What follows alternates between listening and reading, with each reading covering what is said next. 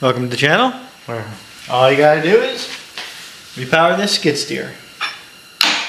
So, I got some pretty little doodads here.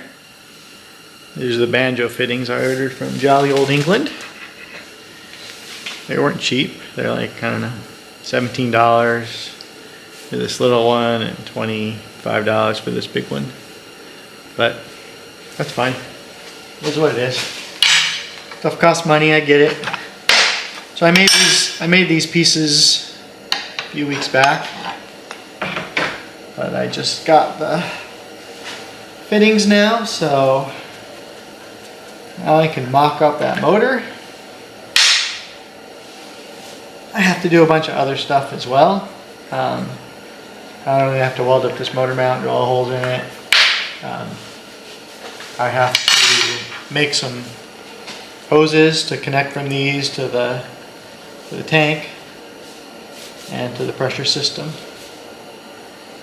So that's kind of nice. See what that does there? I haven't tightened this yet. An Allen wrench will tighten that down. But even after it's tight, this thing you can arrange it to whatever direction you want, which is the problem with the other one. You can see there, it's pretty short from there to there. And I'm not sure, I'll probably just put a hose on this, so I'll probably machine this down. And this thread will be just a hose barb for, I don't know, a 3/4 inch hose or whatever that is. And then this one I'll have to get a fitting. There we go. These files seem really close to the same.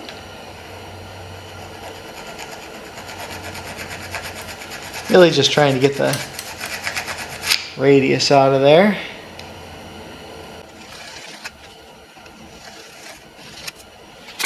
This is called a file card, no idea why, but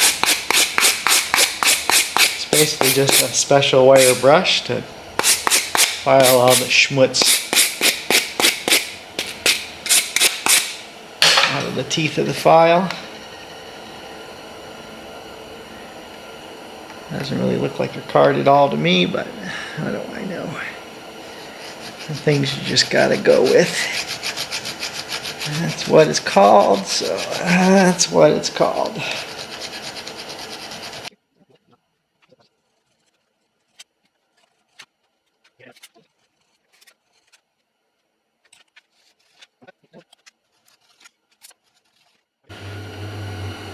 Okay, so we got these giblets all whittled up. I'm gonna spark these guys together, just tack them, just so we can mock it up on the tractor. Those guys are all ready to rip. Got some bolts. They're a little grungy, but we'll wire brush those up, make them clean. So yeah, get this thing sparked.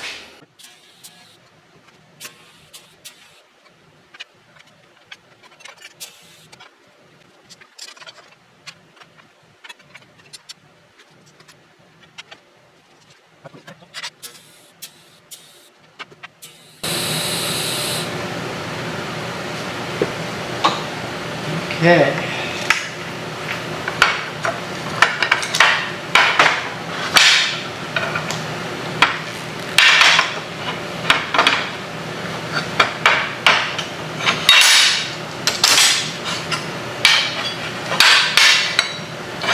Pretty good. It's all quick and squirrel oil. Oh, tack it there.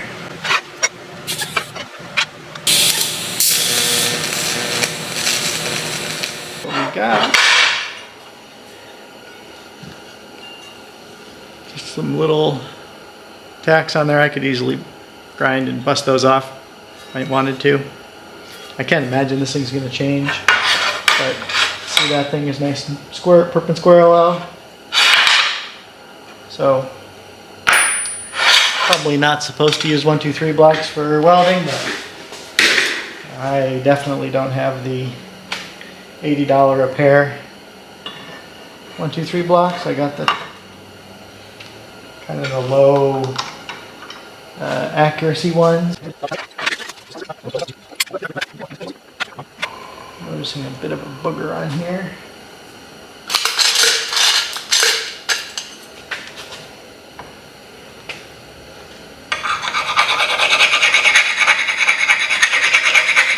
Yeah, this shaft is harder than Superman's kneecaps.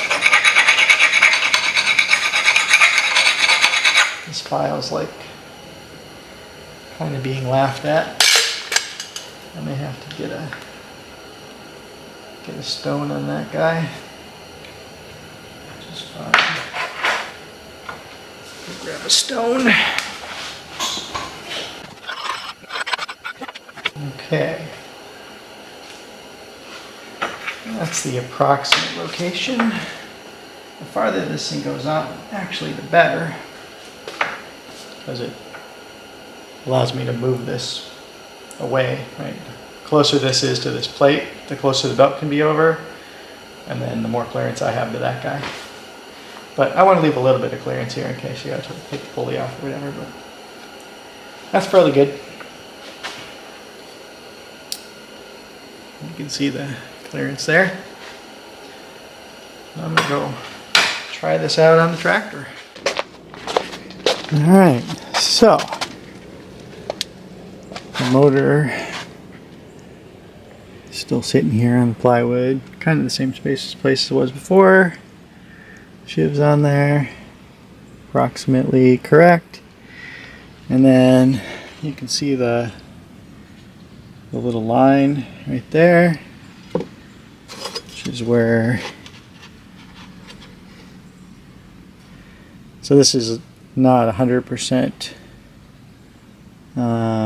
accurate where that line is, because the original, this base was, it was a 1/4 inch from the end, so to make it exactly like it was in CAD, it has to be a 1/4 inch away from there, which looks really close. And then, yeah, it's close over here, but I think it's good. So basically that's it. That's where, I mean, it's going to go up because the plywood's the wrong, these have spacers and stuff, but here, make that a little straighter with my foot. Weight and balance isn't perfect on it, but yeah, that's where it's going to live. So I think we need to get this thing out of here into the shop, and then I can start switching. It's got a little wet. I can start switching the valve cover and figuring out what to do with the air filter and yada yada yada. Put the exhaust on, get all that stuff fabbed up.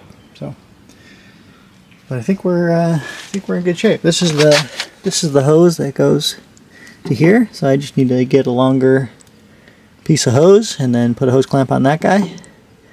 And then the output is that, which I think is a little bit different size than this guy. It's got a pretty big nut on it. So this is the pressurized hose here. And this is the one that was on it for the inlet. So I'll get those cleaned up, science out what I'm going to do there, but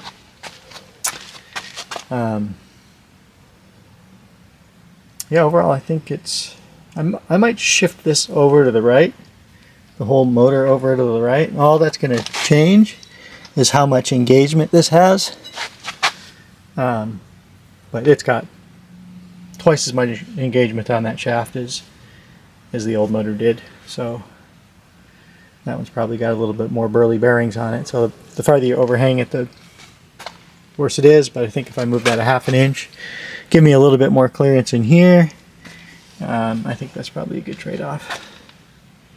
So it'll make this closer, but it's already not clearing, so what difference does it make? Inch is as good as a mile, and doesn't have either one of those. So okay, so I wrangled this thing back onto the table. Well, I use Big Joe because 150 pounds, awkward, yeah, not going there. So first things first, let's get this air filter housing, science out what we're going to do about that. really want to take the engine off every 50 hours to change the air filter. So plus we got to see what it looks like in here, right?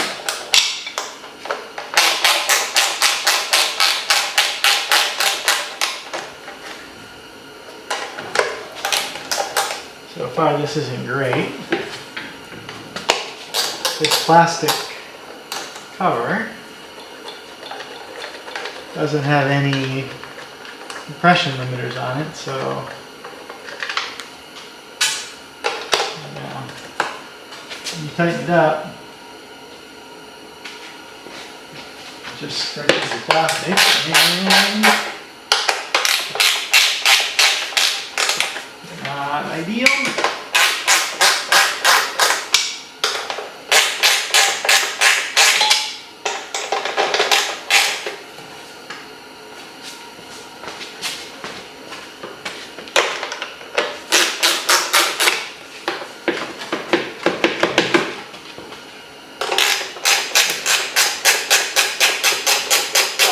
Okay, never mind.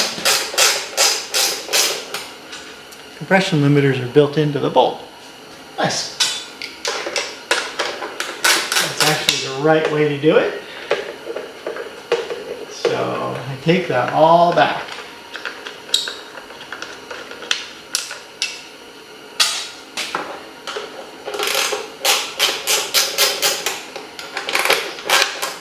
If you don't have a compression limiter, you can't tighten the bolt down. You can't torque it, and then it falls out. So this uses the actual bolt as the torque limiter,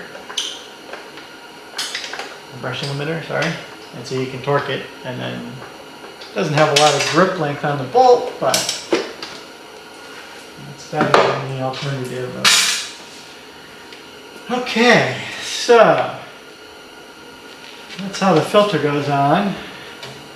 Like that there.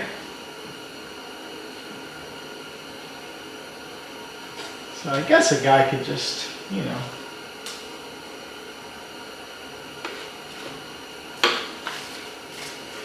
obviously you can't flip this around backwards, guys. You know. So, well, we'll think about it. It isn't the worst thing in the world to have to take those 4 bolts off to get the air filter cover off. Not the best thing either, but everything looks pretty tidy in here actually. Looks like it has a little motor and a potentiometer. See where the throttle is.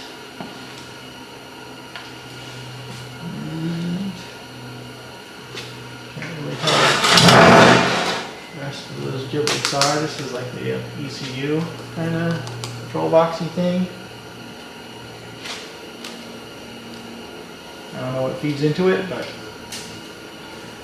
I'm sure it's the appropriate information to make it run.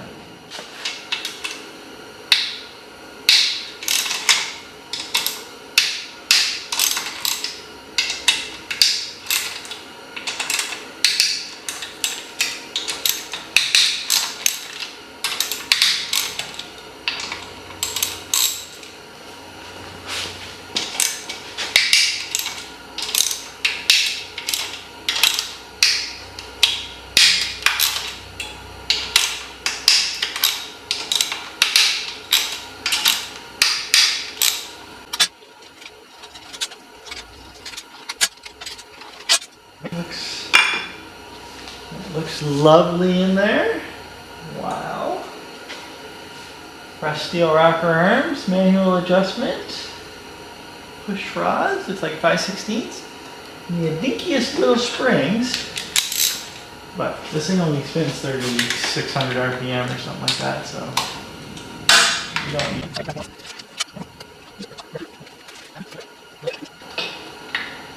Alright. There's a little bit stuck right there. Right there. I think it'll be fine though. It's the worst that could happen. Give you a little close up of that where the gasket's stuck. And what the rocker arm arrangement looks like. You can see it's like it was stuck a little bit there and there and there. I'll just scrape that off with some brush or razor blade or something. Alright, so that's all cleaned up. Take the good head. Hopefully I was right in that the heads are different, but valve covers identical.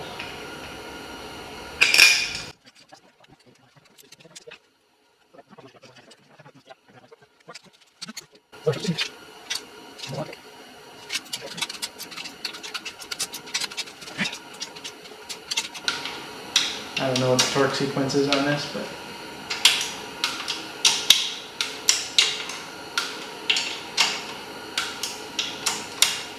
just do a crisscrossy pattern, and then I usually, after they're all torqued, I just go around in a circle and make sure I didn't miss any. Once they're all torqued, it doesn't matter if you go in a proper pattern anymore, they're all torqued. So it's gonna move from there anyway. Okay, so I guess I'll go get the exhaust system and see what we have to do to modify that to make it work. Okay, so I got my, oh, that's neat. Didn't notice that before. Don't really care. This is banged up pretty good. Must have happened in shipping because I didn't fucking do it.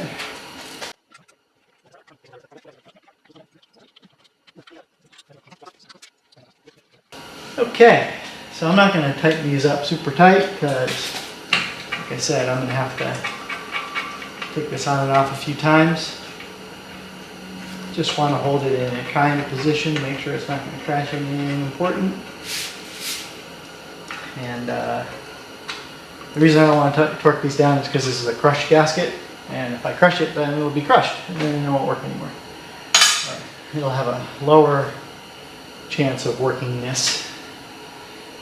So this seems like it's going to be fine. Lots of clearance. Good. So I just need to make a U-turn out of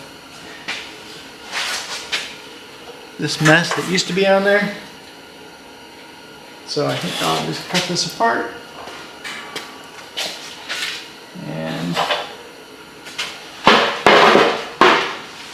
make it shoot the other way. I guess a guy could order this correct size bend and then put the spark arrestor, make a straight pipe and make the spark arrestor back there. Maybe I'll do that, I don't know. Definitely don't want it aiming that way and blowing hot exhaust on my back. That would be unpleasant. So a couple things I've done.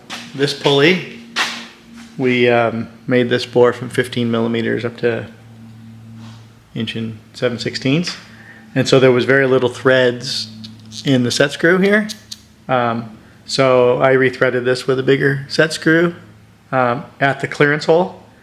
So it used to have like a clearance for the set screw to go most of the way down and then a little bit of thread in the bottom, a 1/4 inch of thread or something. So that's one thing I'd done for obvious reasons. And then the other thing is this is the keyway that came with it.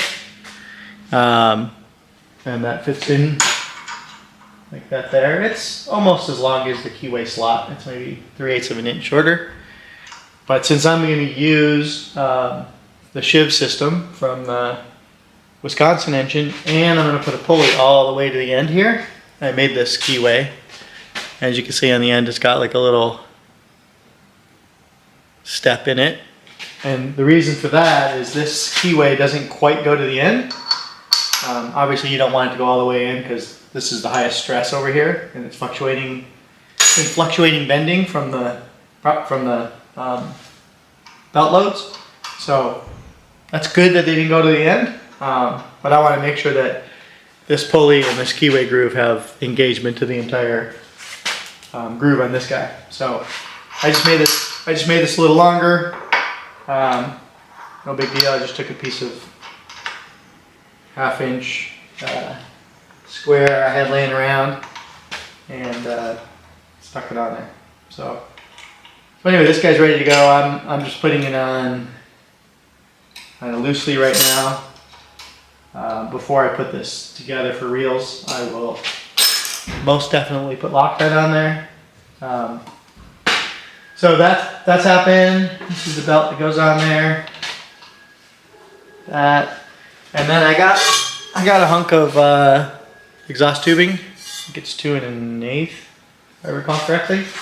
So I'm gonna cut this here and weld it to there. This is called a J bend because which way is J for? Yeah, that way. J. Yeah. So this is gonna go more like that, and then this will come out the end. So I'll probably turn it down a little bit so rain doesn't go inside of it, but that should suffice. And then this guy goes on the back of there. So we'll get going on that. Probably pretty boring, but I'll probably do a super slow mow. I mean a super fast mow. I still haven't scienced out what I'm going to do with the air filter yet. I'm going to have to fix the dipstick. And obviously got to make the motor mount plate. So I'll be doing all that stuff today. Hopefully get it into the rig tomorrow, weather permitting. Weather's been pretty, we've been getting about a foot of rain every week. Yeah. So that's a lot. It's really, yeah. If you saw the trailer removal video, you will understand what I'm talking about. That trailer was not stuck. It was just sitting on dirt. It wasn't like in a mud hole or anything. It's just it's like on a, about yay grade. I don't know, 10% grade, 12%, something like that. Just this is the grade of my driveway. As soon as the tires get wet, it won't go. There's 8,000 pound truck and a 2,000 pound trailer. Yeah. Anyway, I got it out. It sucked. I should have started with the aluminum ramps in the beginning. I didn't. Whatever. We all learn. That's what this channel's all about. Chop chop.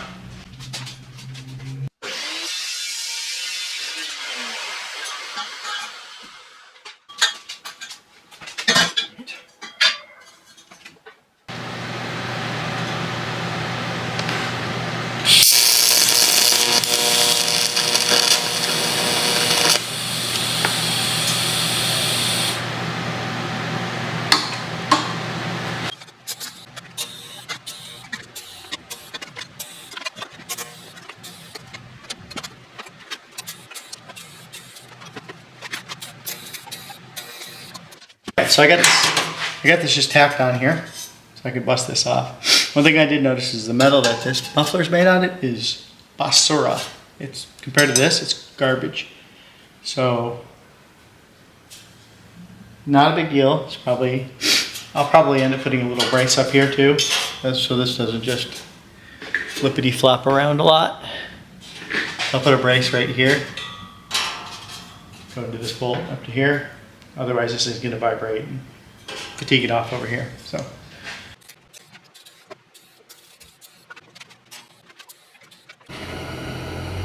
Okay, so this is what we got.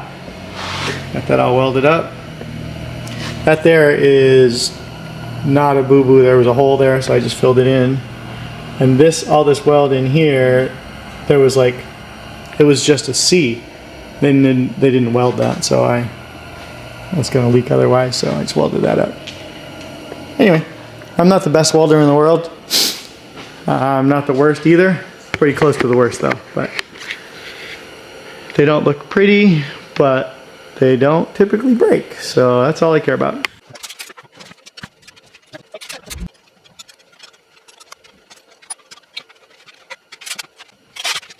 Okay, so I made a little bracket out of scrap. I'm just gonna TIG weld that in there, and then that'll support the muffler and not break off. It says on page 8, don't turn to page 9.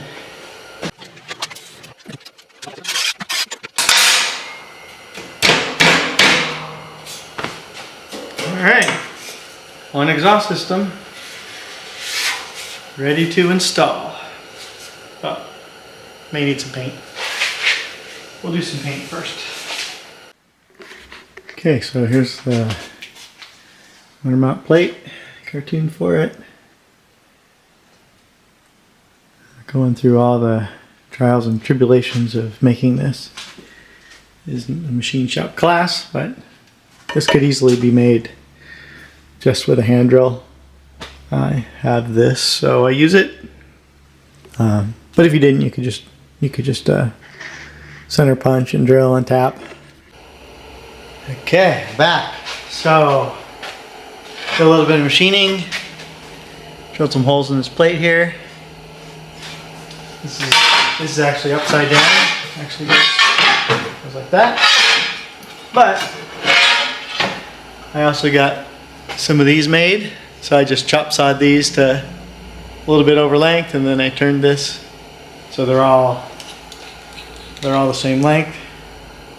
640 and 640 and 640, yada yada yada. And this hole is a little bit over a ½ inch because a ½ inch bolt's got to go through it. And this is like a little bit under 5/8. So I got me a 19/32 drill, which is a little under 1 and 5/8, but has a little bit of clearance there. And I'm just going to use that as kind of a pilot to hold it on center.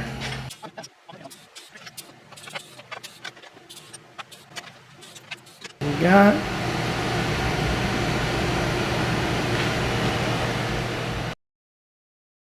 this. All looks pretty good to me.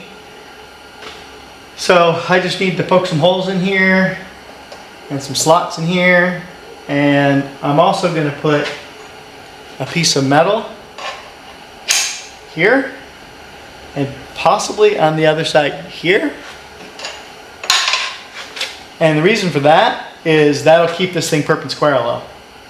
So I can just pull it back and tighten the screws down and I don't have to worry about it, doing this kind of stuff. This mount ends up being 6.75 inches from the end here. And this is a precision cut, machined cut. So this side and this side is all perpendicular. And the reason I did that is because that's my 0 here and here. So these two are perpendicular and straight. So I got 6.75 inches from there to there where this guy lives. So I'm going to put this on here and clamp it in the proper position. So I'm going to get it in the proper position. So I set this at 5.75 because this is an inch piece of material. And then I will get this straight.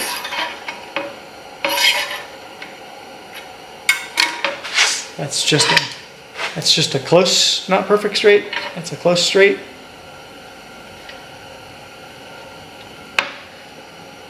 The clamperinator on there. Okay, now instead of measuring it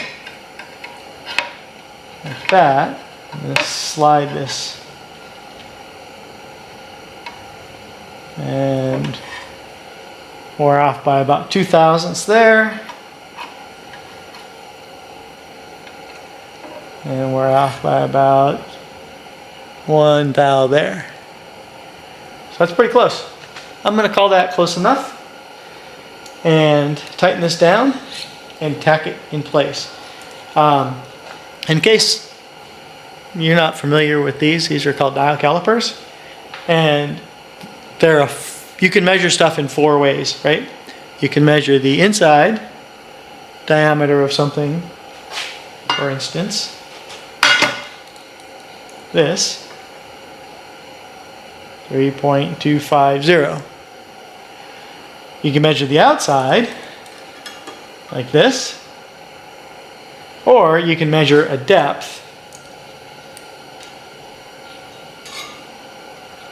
like this, or this distance is the same, right? So I can measure this depth like that, get the same number as that. And the reason this way is better is when you have a nice flat surface. This is like an inch wide of a flat surface here. So you can just push that up against there and make it perpendicular. You can kind of feel it where it's centered, and then it's super easy to measure. Whereas if you're trying to do it like this, it's really hard to get this perfectly straight. So anyway, that's the 4 ways you can use a set of dial calipers. Not 100% dial calipers have the 4-way measurement on them, but 95% of them now. Some of the older calipers didn't have that feature, but I think everybody's pretty much adopted it, and it's super handy. And if you don't know about it, now you do. So it's even handier when you know it exists. So I'm just going to tack this on here. I'm going to refrain from tacking this far side on because I still have to weld this. So I'll spark that guy together, and then I'll take it to the mill and make this guy flat. And then in case I have to take a little bit extra material off of there, I don't want to have some extra clearance, so I'll do that first, and then I'll weld this guy. I'll probably put a piece of paper in there or something to hold it, you know, with a tiny bit of clearance. And then, yeah, we'll be styling. We're going to be moving dirt pretty soon here. This is a pair of vice grip clamps, well, whatever that name is. And they weren't long enough, and I didn't have time to order them, so I just got some rusty, junky metal from the wine cellar, and I lengthened them. So it comes in very handy for situations like this, where your real clamp isn't long enough.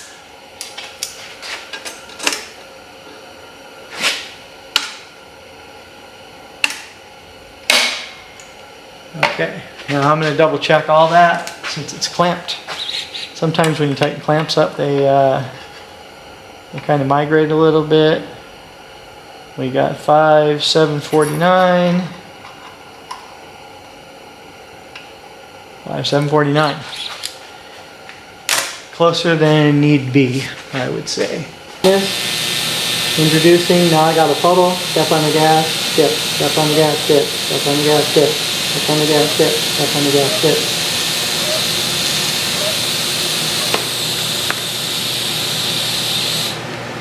And there you go. A couple of tacks.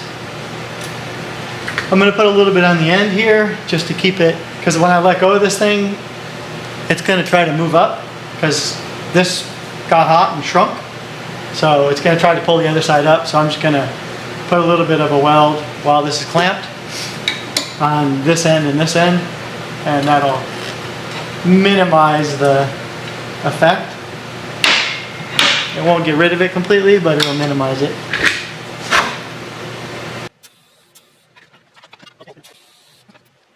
That's pretty much what we're looking for right there. I can hold this up.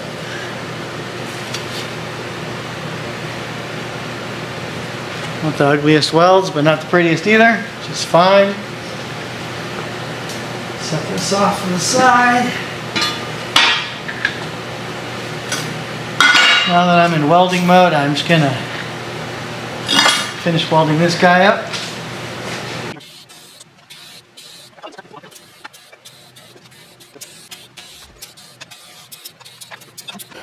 Okay, I'm back from my excursion to the machine shop. So, drill and tap some holes in that plate.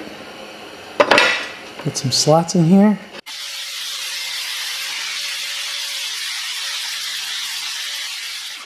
Flow bench data sheet. About 4,000 thick.